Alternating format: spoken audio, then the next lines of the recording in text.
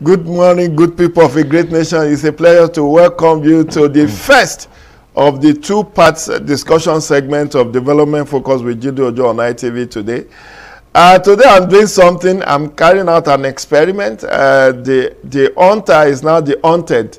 I used to be on the other side. Ikaro will be the one interviewing me for several years on this platform. Today I've nailed him down to come and tell us about what he's doing. He recently, Ikaro Atai, for those of you who may not know, is a household name in Abuja, or FCT as it were, if not in Nigeria. Is that person that almost every day you see his name in the dailies, on news, doing one thing or the other, trying to clean up Abuja. You know, you see him Pape today, tomorrow is on Maraba Expressway trying to control traffic. The other day he will be in Zuba trying to ensure things are smooth and that, you know, the shanties and the shackles and all of those impediments are cleared. And you wonder whether he's an environmental health officer or whether he has abandoned his first love, which is journalism. Anyway, you don't have to wait for too long. I've been able to drag him down after about 3 months of laying ambush to get him to come on the show. Ikaro Atai, you're welcome on the show. Thank you very much, sir. Somewhat, when you swap position, you get a little bit more careful. And now I'm not very careful. No, you don't have to be careful. Just be relaxed. Okay. I'll try to. Congratulations on your recent appointment.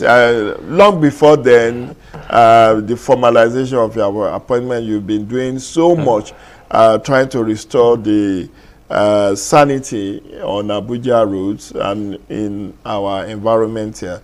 Tell us, let's start from who is actually a Ikaro Atai. I know a bit about your background, but many people don't know. They just see that young, vibrant man, you know, a man bubbling with life who is very excited, trying to restore law and order in FCT. But who actually is a Ikaro Atai?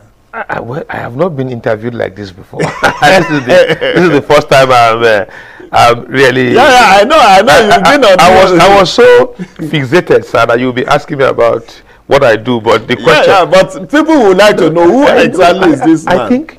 Okay, you're right, because I know some people, particularly those in Abuja, have really asked me that. But I think for me, first of all, very importantly, and I always put it in perspective, I'm a journalist. That's the first thing I always said. I'm a journalist by profession. I've seen where I had to discuss with town planners, urban regional planners, engineers, and they always think I'm one of them. No, I am a journalist by profession. Well, I'm generally, I'm a young man. I'm someone who had a very humble beginning. I'm someone who had grown up seeing society. I'm someone who had lived in village community. I'm someone who most times had lived life through some difficult uncertainty. And I'm someone who largely just believe that life can be good, even in the face of very tough and turbulent challenges here. That's who I am. The other private area, I think they are just a family man, married, children, whatever they are. But before journalism, you were a student union activist and leader. Yeah, I am. So tell us about your student union sojourn. No, I think my student union sojourn, I really had enough student activism days at the Auchi Polytechnic, Auchi. Federal Polytechnic. Auchi, where I had to meet with the likes of the Edo State Deputy Governor now, Philip Shaibu, who had come in to my hostel room from Unijos, seeking support when he was going for the NANS convention. NANS president. I also met Honorable Eman Mb, who is now in the House of Reps. He was Shaibu Philip's main contender from Benue State, where Shaibu was schooling in Unijos. That time we zoned it to Zone C at the NAS convention. That's 1999. We pitched our tent with Philip Shaibu, who actually won the election. Eman Mb could not go further because during the election timetable, Scatter, as we call him, won the fine tech from his school, and that left that. I've also been able to work very closely with, then when I was in school in the state government, Shaibu Phillips' wife, Miriam Ekhai Sumi, now Miriam Shaibu, the second lady of Edo State, was my vice president in the SUG, and we had a very low. I think my sojourning was really in the SUG was not planned, but I know one man, I think is a very senior lecturer now at one of the higher institutions in Delta State, Comrade Philip Ileleji.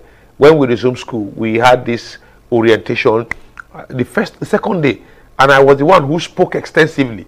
So after speaking, Comrade Ileleji somebody came, I never really knew, but I know he limps. He held my hand and said, look, you are a product for student unionism. Get set to go into student unionism. And that touched me so much. The first year I applied for PRO, I got threat, I was disqualified. When I came back for my HND, I had to want to go for PRO again, and someone told me, no, you are not bigger than PRO. I'll go for SecGen, SUG. And that time, in the school, mass communication students don't go for such positions. They are only left for PRO. So someone said, no, just like women leader for women. Women. So I vie for it, and I was so certain I would win. And I went there against all odds, because that position is left for Sec Admin, Biz Admin, and maybe accounting students. I vie, and I became the first person, the first mass comm student to get that position. It was really very tough, very turbulent, but I tried as much as possible to put pressure. Twice or thrice I faced panel. I would have been expelled from school, but within that period I knew I was doing what was right, but in a very difficult instances. And that period taught me a lot. It taught me so much that at the end of the day, when we are rounding up from school, most of our people there, even within that community and other areas, everyone got attached to politicians. And most of them today are in the House of Reps. Some of them are deputy governors. Some of them are in the House of Assembly. Some of them are council chairmen. But of all of them, I withdrew and went to the farm. So nobody could explain, nobody could really understand. You went farming? I went farming. I went fully into farming. Wow. After your HND?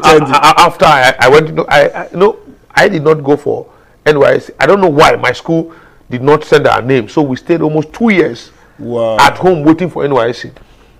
So that period I was farming. After the NYSC, I couldn't get a job. So I went back to the village again. I was farming until someone brought me to Abuja. Okay, someone brought you to Abuja. I also read somewhere you were looking for a job. The job was not forthcoming. Then you wanted to be a civil servant, and somebody said, I will not give you a job as a civil servant. No. Then I had a job. Okay. I had a job. Oh, okay. You had a job, but yes. I think maybe something happened. I felt I should be a civil servant. So I went to an official and I told the person was the one who really does the employment, and we are very close. And I want to be a civil servant. He told me no, that over his dead body. He was very frank to me that he would not give me the job as a civil servant. I said, well, I want to be a civil servant. He said, no, that something happened. That there was a day they went for a meeting, and the minister insulted all of them. The minister spent about 6 hours insulting them. When they came out from the meeting, I was outside the hall with journalists. So I asked the question, asked another question, very tough question, and the minister was now begging me, say, please, sorry now, calm down, I will explain, calm down. So he now said, so after insulting them, the man could beg all these young journalists. So he now felt, he was so happy that we really brought those tough questions. So he now said, I should choose that path and remain there for life. That he knows he has the power to bring me into the civil service, but he will not do it because people like us are not cut out to come to the civil service. We are cut out to remain on our own tough side of life. So I tried to plead with him. He refused, and I carried my cross. Okay, your cross has been well carried now. You became chairman of the FCTA correspondence at the minister's office. At the minister's office. And from there, you also got appointed informally at first as the aide to the FCT minister, Bello Muhammad. How did that happen? Well, I think it was a story I shared with our people. It was, I was to go and do an exclusive interview. No, I think it was on the 18th of September 2019. I met the minister and I told him that, Mr. Minister, there is traffic on the Abuja-Kefi Expressway. And the traffic oftentimes extends to places like AYA, extends to even the Fawcett Quarter, even blocking the back part of the villa. So I was really expecting that it would grant me an interview. So I went there in the morning and I saw people gathered. And the next thing, before I could say Jack, the minister announced a vice chairman of a tax team and asked everyone to support the chairman, and that after you are the chairman. You know, I was shocked. I was a journalist coming to do an interview, and then you just announced me as the chairman. As the chairman of the tax force. I quickly got scared. I got confused, not scared. I got confused, and along the line, somebody just told me, "Hey, guy, you can do it." We went to the permanent secretary then, Sir Christian Oha. He said, "Hey, guy, you can do it." Because I was so confused, we went to the Commissioner of Police to tell him that's now the AIG, Balachi Roman. And he encouraged me and told me the enormity of the work to be done. And the now current AIG, then CP of the FCT, quickly called someone to guide me that let's go and look at the Yanyan Road. Let's look at the problem at the Yanyan interchange. So they called the DPO. When I got there, I was led by some people from the command. The team followed me. And I got there, I was confused. Because I saw heavy trading around the entire bridge. Before the bridge area, heavy trading was going on there. So the DPO Yanyan came, the road safety unit commander Sabena Musa came, Mr. Johnson, the DRT, that's the VIO area commander came, the AEPB, their team came, everyone was gathered there, and I would look at the area, and I was just looking. I really wasn't knowing where to start from. But along the line, something happened that touched me. As we were there, some people came and said, no, they are the roadside traders chairman. They are the people who sell on the road. These people that sell on the road, they are roadside traders and whatever. So all of a sudden, I was not convinced that people should sell on the road. And I just told people, remove them. Just somehow, remove them from the road. And I observed the entire uniform men. The people started clearing everybody from the road. So I just said, wow, so you mean you can hold them, you can remove these people off the road? With just a word I said, okay, I said they should remove. So when they removed them, I discovered that they have cleared, everybody have run, and there was this talk about task force chairman, task force chairman, task force chairman. I said, so there is power in the words. There is some authority I now carry. I got to that result. So in the evening I came back, and the police had appeared, road safety had appeared, the DRT and the VIO had all appeared, and when we came, we were supposed to meet. I told them while we'll be meeting, quickly let there be a pin down and route lining. From after Carroll Bridge, when you come down a little, no vehicle will stop. The police will pin down their vehicle first. The VIO, the DRTS will pin down their vehicle. Then the road safety will pin down. Any vehicle that crosses Carroll Bridge will have to stop, go into the park, or stop after the bridge. And I just discovered that it worked. And it worked beautifully well for that day. People were coming and they were shocked to discover that a road they can traverse, in 2-3 hours, is taking 15, 16 minutes and whatever. So everyone got so excited. Everyone got so elated. From that particular point, we had to start to strengthen enforcement in that area. Then we had to tell people in the Yanyan market that you cannot sell again on the road on Wednesday. And they said they have to sell. We said, no, you can't sell. The Yanyan market every Wednesday that used to block the road will have to disappear very quickly. The market will have to go in, and on Wednesday, like today, being Wednesday, that those days when you talk about on Wednesday, people are careful to traverse that road. And I told them very clearly that from that particular period onward, going forward, we don't want to see anyone sell on the interchange, sell on the road on Wednesday. And when we gave that directive, then he felt, oh, it's going to be difficult, it's not going to happen, it's not going to this. We said that was what we wanted. And I just discovered. This was in 2019. 2019. Okay. And we started that, and you just discovered the sad thing, like I always tell them, the people who want to sell on the road don't care about whether you spend 2-3 hours coming from the coming from office or going to the office. They just want to sell on the road. It is just for their own business to try. They know that they attract sympathy. Oh, nowhere to go. They kill us. So things are hard. But you can even shift it 5 meters away. Just shift it 5 meters away there and sell. And the traffic will move. The traffic will move. But they will put it on top of the tar road. So we said no. You can even shift it backward. Let people who are going.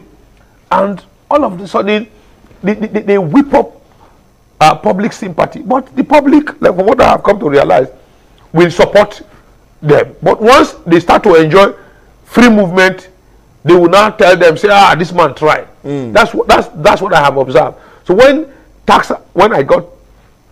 we cleared that one, people came, oh no. Yeah, we say we first thing first is on a Wednesday, push the market off the road back to where it used to be. Demystify the perception that on Wednesday nobody crosses Yanyan Road. The road will be blocked. No. As we stand now, you can drive through straight. Okay, Ikaro, still on that axis, people are saying that unless there is that bypass to Karshi that is being worked on, that place is more like whipping a dead horse. No, it's not that traffic on that road, it has been like Oshodi traffic in Lagos. No, that it has come to stay. No, it's not true. You know, for some of us who have spent time on that road, it's not true. It's not true. You know, they don't understand the bypass. They don't understand the Apo-Karishi bypass. If you understand the Apo-Karishi bypass, you discover that there is multiplicity of work to be done. The Apo-Karishi bypass is a good concept, but from Wasa down to Karishi is a single lane. It's not a dual carriageway, it's a single lane road like the Pape road. So, and that particular one, we take traffic to where we have already heavy traffic.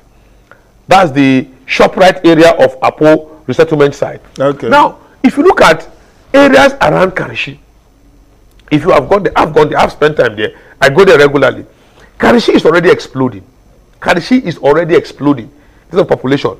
Neighboring towns like Pianco is already exploding. You have Maraba Loko exploding. You have Gidamangro, Gidandaya is exploding. Now you now go to Bakin Uza, it's exploding. You go to Rafin Kwara, Bakin Kogi, Sabon Karishi. You go to Kurapek Bagi, Takalafia. They are all exploding community. So the traffic coming from that axis is already heavy, waiting for the Apo-Karishi road to collect. Then even when it collects this heavy traffic, it releases them at the point of the Apo Mechanic Village. That's where it will transverse. So you will not go and meet the same bottleneck. Now, why have I been insisting that the Abuja Kefi Road, the AYA Yanya Maraba stretch, is currently under expansion? If the road is expanded, it will ease traffic. It is not more than 6 minutes from Maraba Maraba Sharp Corner to AYA is not more than 6 minutes. If it's on a busy day with free flow of traffic, the problem in that road when you are coming, there are diverse problems that people need to study. One, coming to work in the morning, there is no pedestrian bridge at Kubo. So every person crossing Kubo to board a vehicle, the entire vehicle must stop. So if Kubo pedestrian bridge comes up, people will be using the bridge while the entire vehicles will just be pouring through town. Those who are going to AYA will go. Those who will climb the bridge on top of the Mogadishu cantonment, connecting it via Paduma axis, will connect. So the traffic will flow very easily. Then when you are coming back in the evening, the same thing. If Kubo has a pedestrian bridge, then the Karo axis, they free the Karo own. There's a small market by the Karo water board area that needs to give way. Then the Yanya own, the regular pin down and route lining operation, once that area is free, comes, then those who are on the speed lane will go. That will help ease traffic. The only fear we'll have, is that unlike the Kubwa Road, which is the Aldan Northern Expressway, and the airport road, which we are looking at also. Those 2 roads, while they were being reconstructed, they do heavy soil leveling. So the hills we used to have those days, they've cut the hill so bad, so well that you cannot find a very steep hill like the Kugbo Hill and other hill.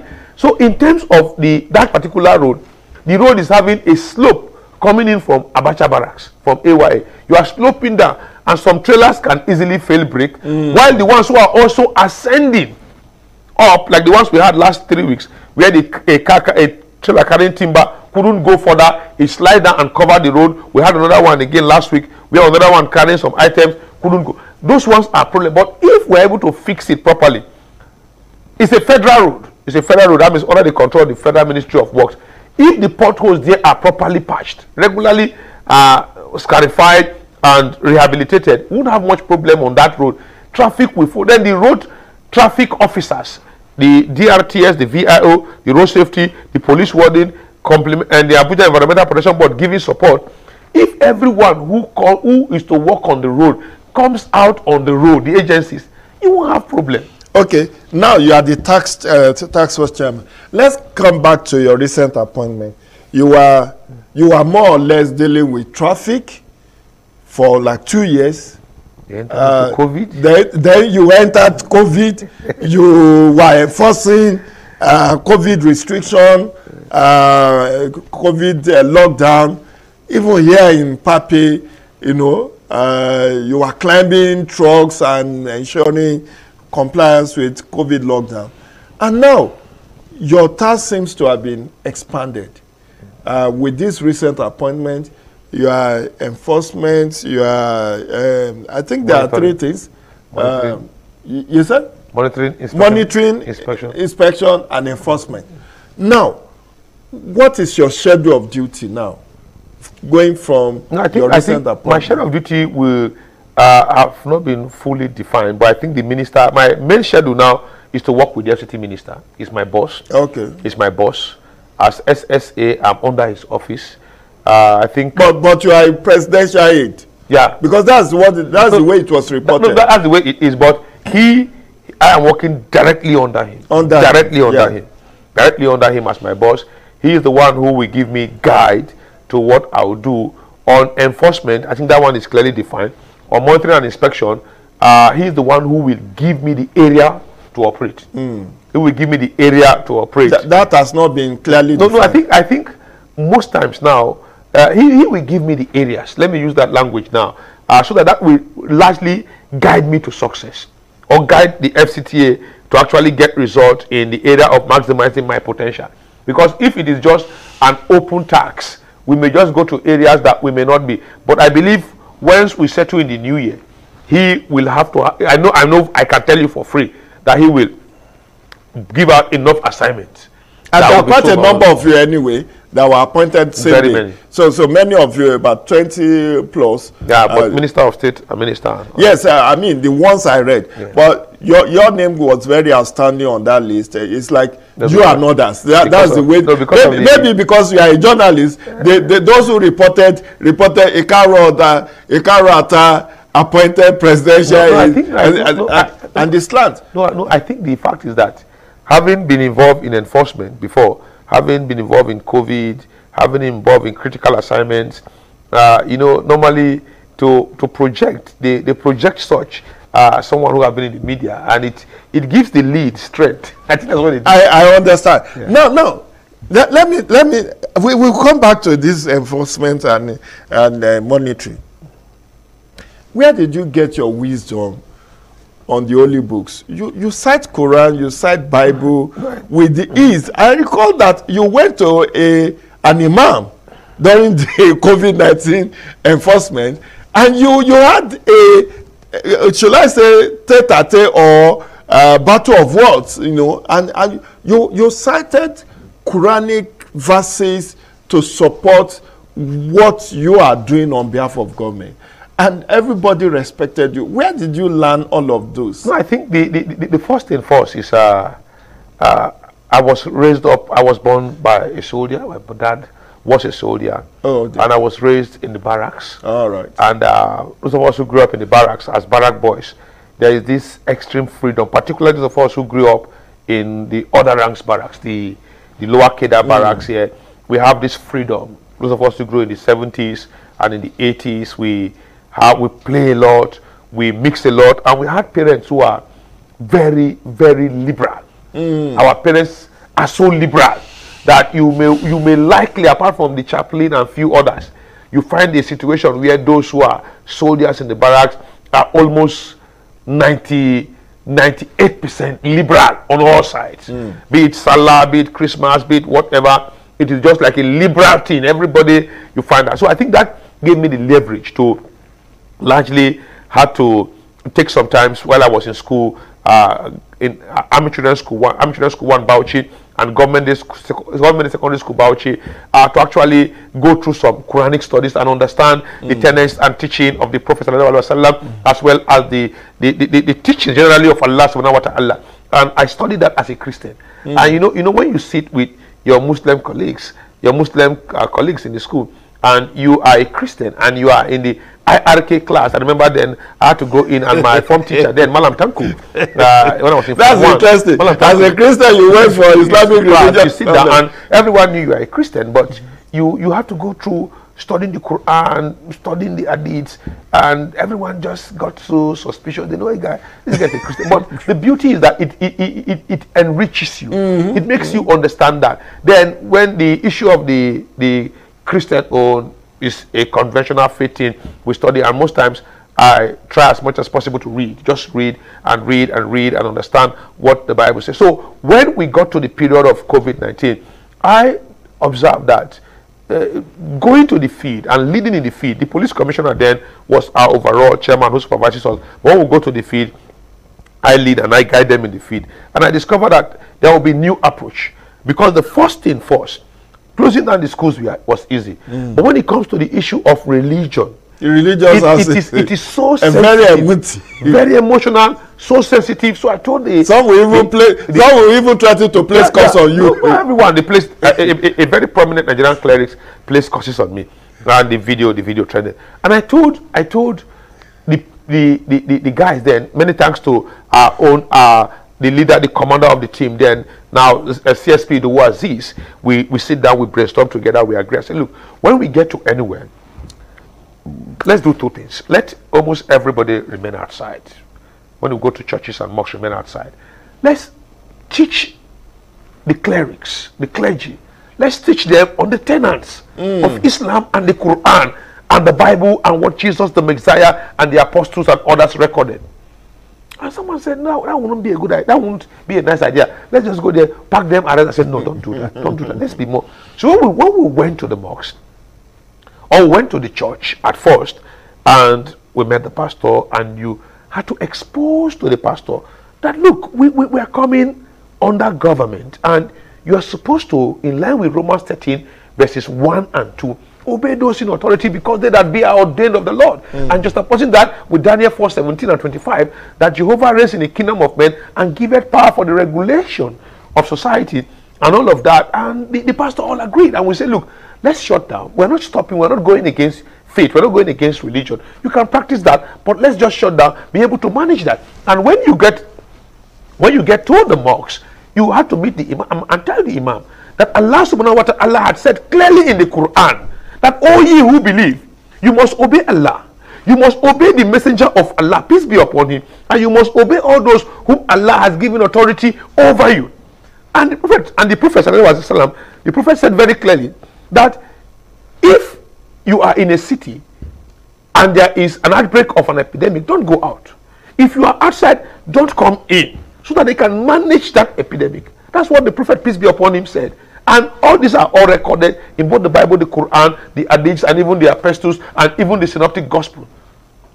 And yet we see clerics contravening them. So we had to explain to them, and at every time, when you explain, you discover that you just talk to them, and they just admit and say, please, I am wrong.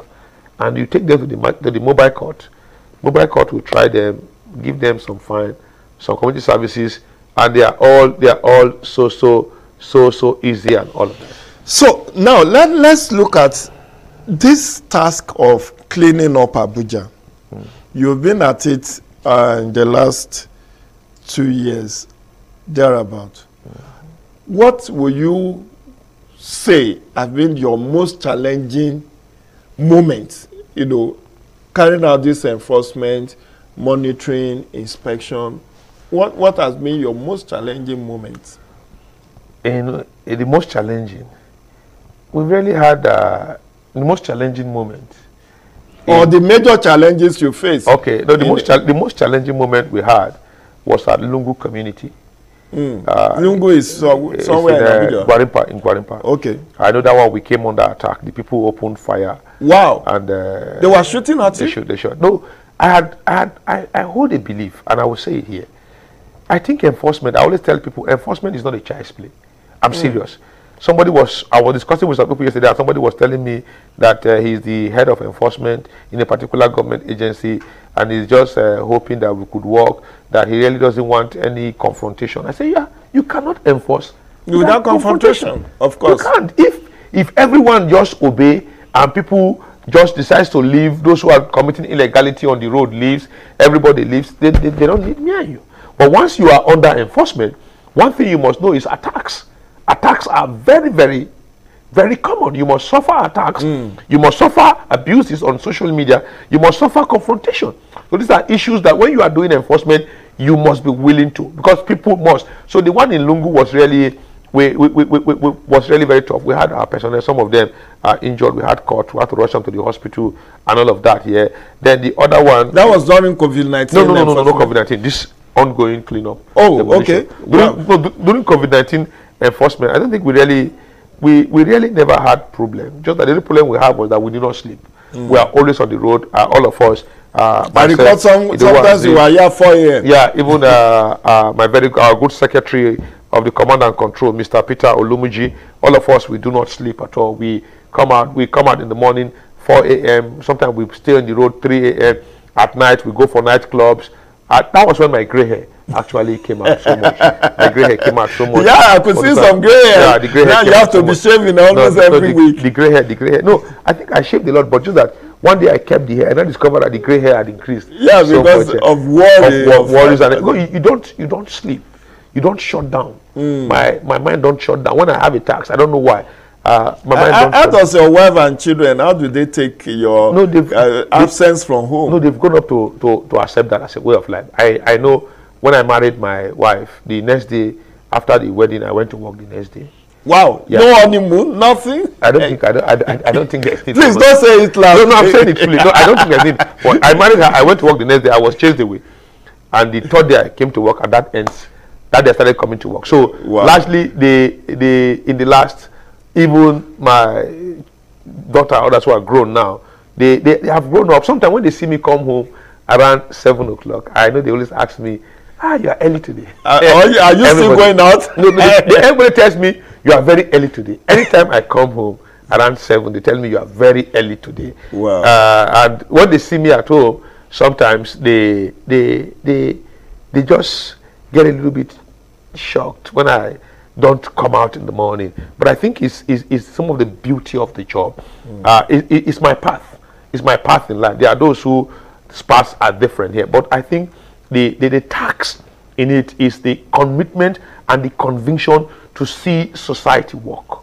That's the truth. As we are here now, somebody can be watching and tell you, hey, this man is a very bad man. He's an evil man. Of course, somebody said God will punish this man, thunder will kill this man. But along the line, when the person enjoys what is, look at what we got. This one was in zone 3. Very recently. This one was last week Friday. This was last week Friday in zone 3.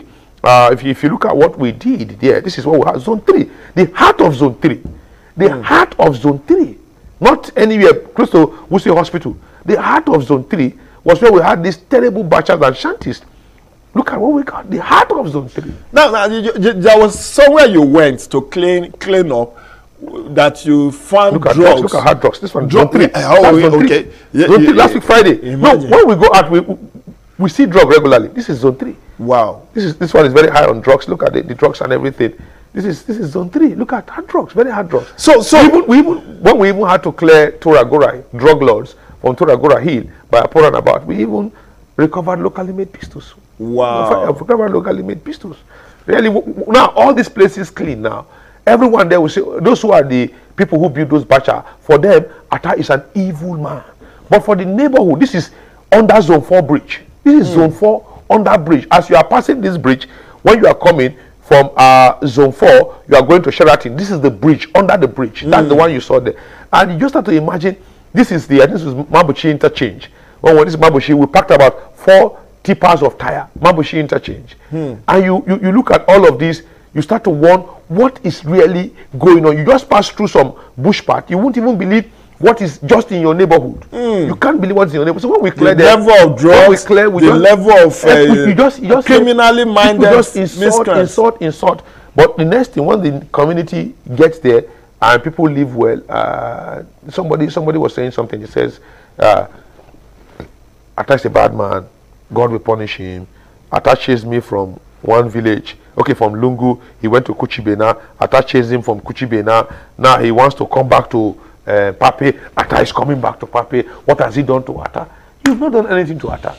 You should just get a place, if possible in the suburbs.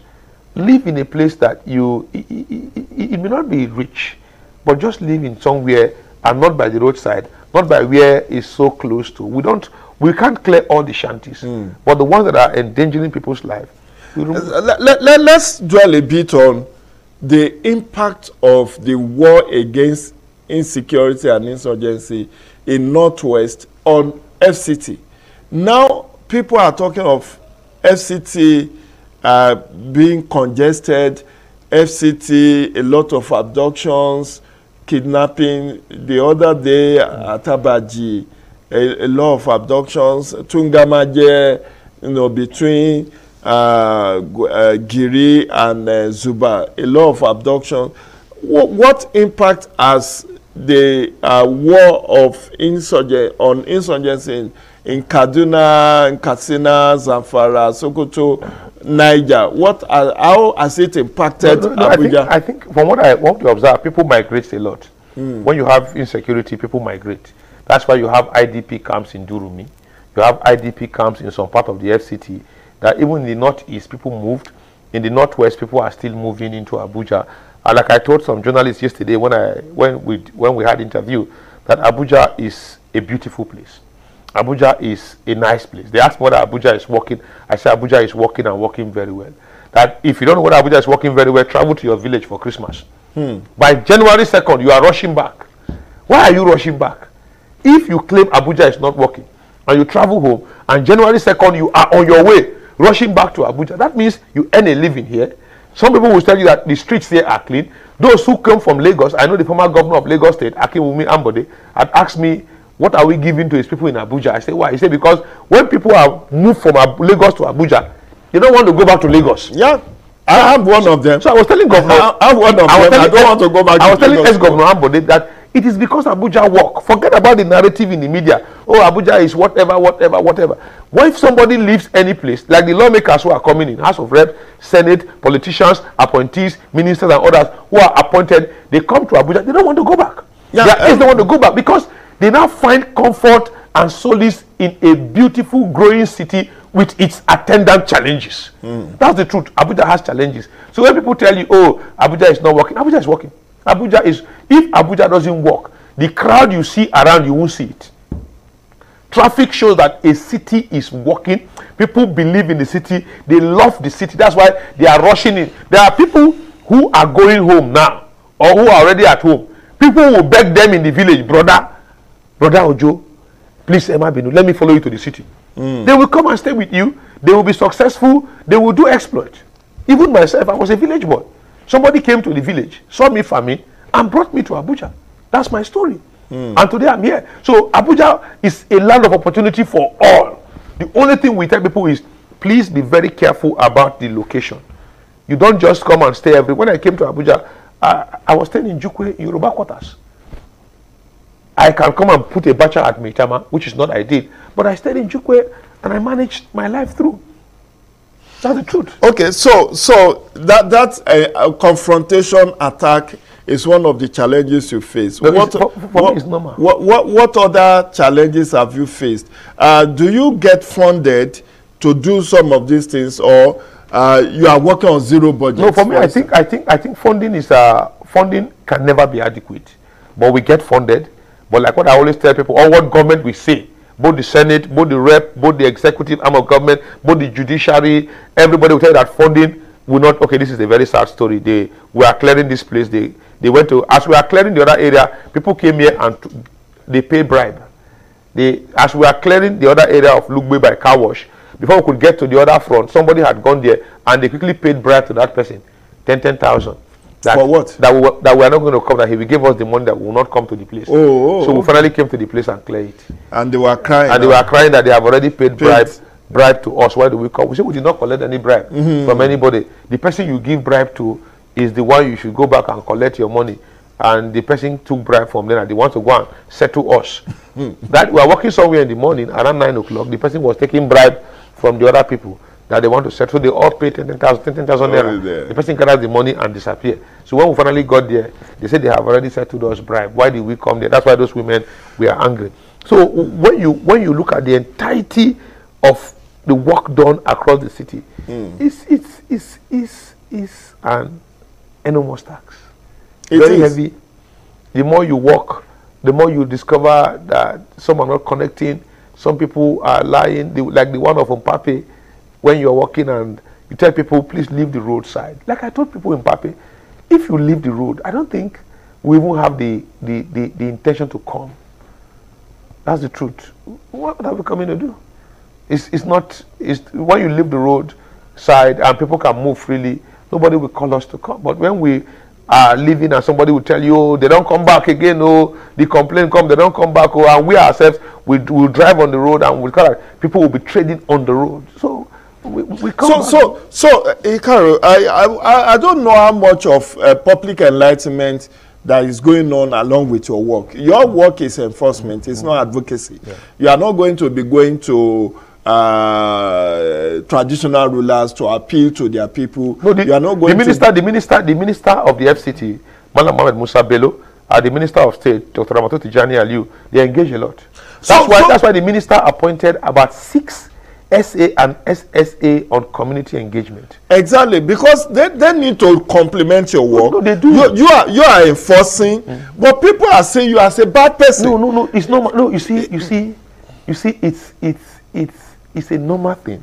Dr. Juma Amodu, the Director, Reform and Service Enhancement, the Permanent Secretary, Mr. Adushala, the Minister of State, even the Minister himself, they engage a lot. They meet the royal fathers under the honor of Abaji. They meet with the traditional rulers. They meet a lot. We engage a lot. A lot. FCTA engages a lot with people. But at the end of the day, for those of us who will guide the machines to remove illegality, for me, like I always tell people, you can't do enforcement and think people will clap for you. No, it's never done. Anybody, I tell people, anybody who wants to do enforcement and people will clap for you, you can't sell fish and your cloth will not smell. It's not done anywhere. You can't go to people who sell tomatoes, those who sell perfume, those who sell everything in the same market. When you go near them, you won't find any smell. But when you go to those who sell meats and fish, you check their clothes, it doesn't smell fresh. So if you are doing enforcement, you are removing illegality, you are removing encroachment, you are removing butchers and shanties, there is no way somebody will not sit down and insult you, sit down, swear for you, sit down, do everything against you. But that is the hazard of the job you've collected. So if you can't stand fire, you have no business in the kitchen. In the kitchen. That's the truth. Are you on leave of absence from ITV? Yeah, no, I am. Because I'm just wondering whether you can combine your work as a journalist.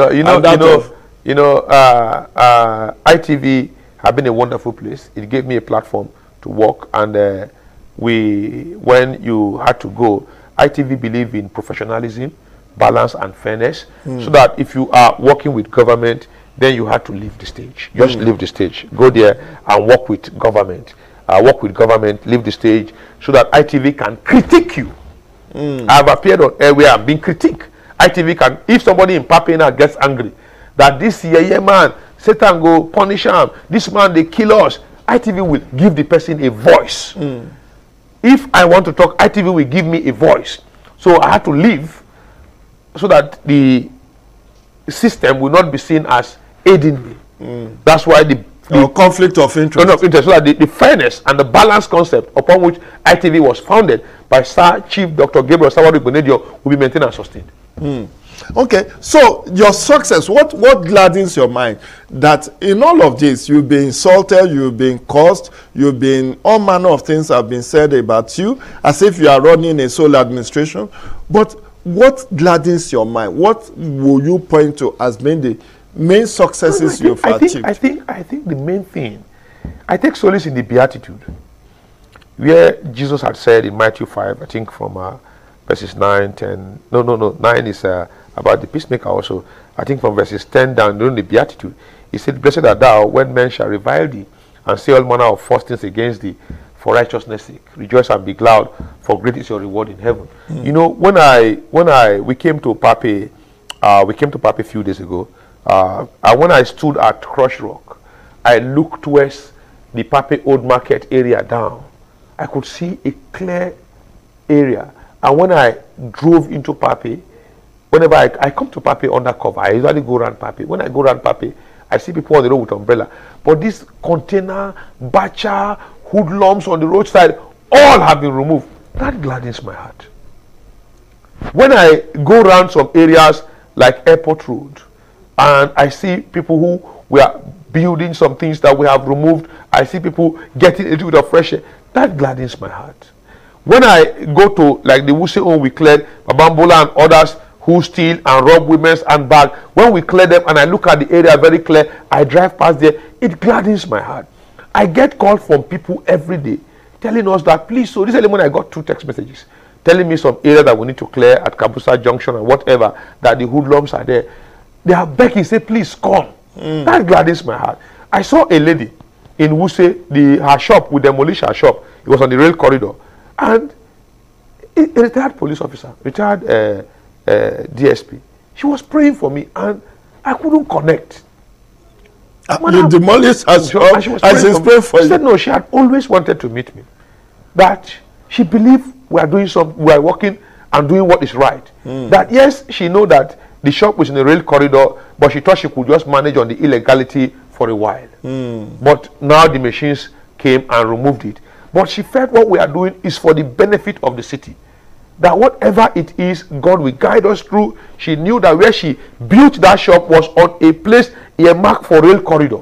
That in the future, a railway station, a rail corridor will pass that place. So that gladdens my heart. So when the insults come, when everyone talks, I leave it to God. Because I take solace in the fact that I'm doing what is right. Let me add my own prayer that God in his infinite mercy will keep you safe, protected. That's Mr. Peter Olumiji, our secretary. Shall befall you and your household. Amen. You will not regret this national assignment. Well, we are very proud of you, and we pray God will continue to uphold you. We are hoping so. On that note, that will be the size of our intervention, and now it's gone already. I know he could talk. He's an orator. He's a very vibrant, focused, very articulate, and very a go-getter. That's whom Ikaru Atta is. And on top of it, very humble gentleman.